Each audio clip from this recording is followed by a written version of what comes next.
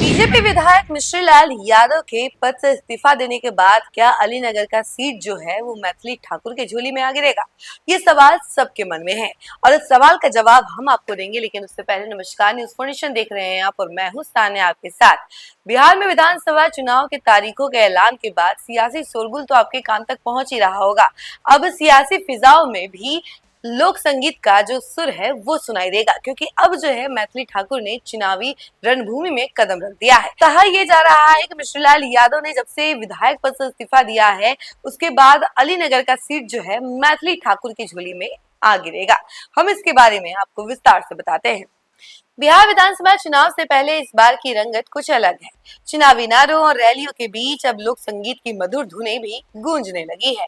राज्य के कई प्रसिद्ध लोक गायक राजनीति में उतरने की तैयारी कर रहे हैं। चुनावी मैदान में अब सिर्फ पुराने चेहरे ही नहीं बल्कि लोकप्रिय कलाकार भी अपनी किस्मत आजमाने को तैयार है। इसी बीच दरभंगा के अलीनगर सीट से बीजेपी विधायक मिश्रीलाल यादव ने पार्टी से इस्तीफा देकर हलचल मचा दी है। उनके इस्तीफे ने इस सीट को सुर्खियों में ला दिया है, क्योंकि खबर है कि इस बार लोक गायिका मैथिली ठाकुर को यहां से टिकट मिलने की संभावना है। मिश्रीलाल यादव ने शनिवार यानी कि 11 अक्टूबर को भाजपा से अपना इस्तीफा देने की घोषणा की। उन्होंने आरोप लगाया कि दलितों और पिछड़े वर्गों को संगठन में उचित प्रतिनिधित्व नहीं मिल रहा है। उन्होंने कहा कि वो अपना इस्तीफा भाजपा के प्रदेश अध्यक्ष दिलीप जायसवाल को सौंपेंगे। हालांकि भाजपा ने अभी इस पर कोई आधिकारिक प्रतिक्रिया नहीं दी है, लेकिन पार्टी सूत्रों का कहना है कि मिश्रीलाल यादव की नाराजगी की असली वजह यह है कि इस बार उन्हें टिकट नहीं मिलने की संभावना है। सूत्रों के अनुसार पार्टी अलीनगर से मैथिली ठाकुर को टिकट देने पर गंभीरता से विचार कर रही है, जिससे मिश्रीलाल यादव नाराज है।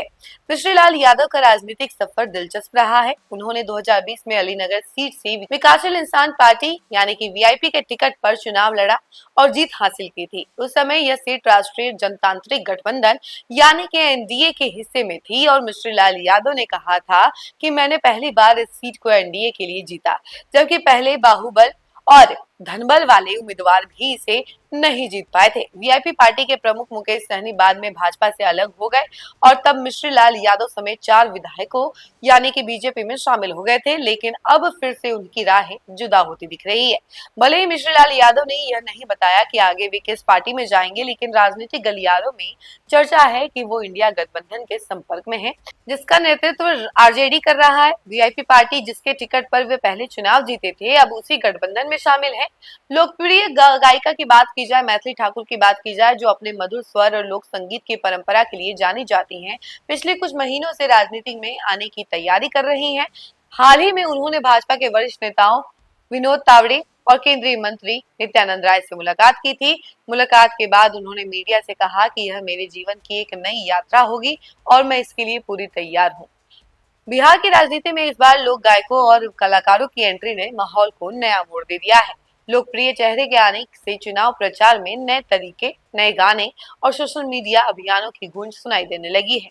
विशेषज्ञ मानते हैं कि मैथिली ठाकुर जैसे लोकप्रिय हस्ती यदि चुनावी मैदान में उतरती है तो भाजपा को न केवल मैथिल क्षेत्र में बढ़त मिल सकती है बल्कि महिला वोटरों पर भी इसका असर पड़ेगा।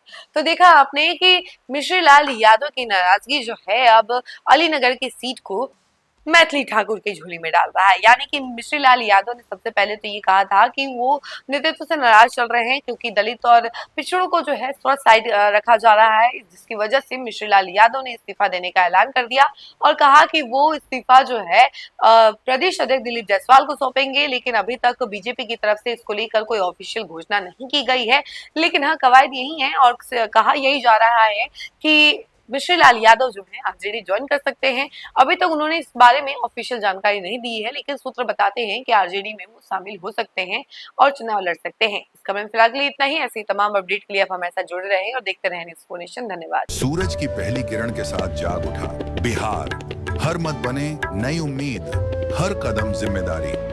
न्यूज़ फॉर नेशन की अपील 6 और 11 नवंबर को घर से निकलें, वोट करें और अपने भाग्य विधाता खुद बने।